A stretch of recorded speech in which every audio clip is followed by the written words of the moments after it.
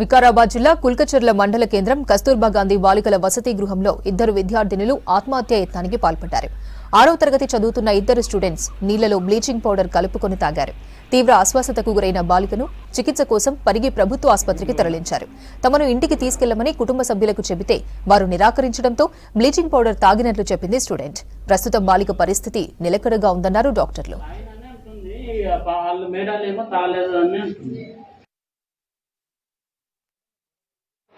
ఎందుకు తాగినాం? మీ డాడీ సంపమంటుండు, కొడుతున్నా నేను కొడుకు పోసి అందని తిట్టింది.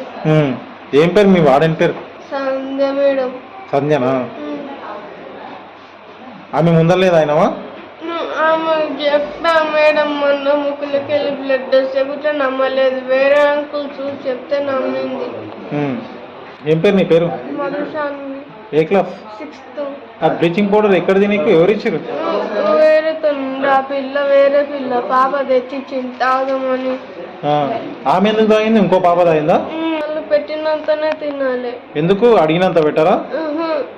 మధ్యాహ్నం ఇట్లా అన్నమే పెడతారు, అన్నం కూర మంచిగా పెడతారా?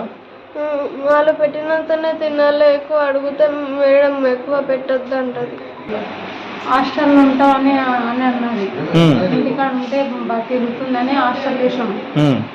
ఇంకా ఉండనంటే నేను దొరికిపోతాను, డాడీ వచ్చినాక దొరికిపోతా అని చెప్పింది. అంటే నేను కూలిపోయినా. 2:30కి నా ఫోన్ వచ్చింది. వాడని ఏమంటుంది? వాడని ఇంతకుముందుకు వేసింది.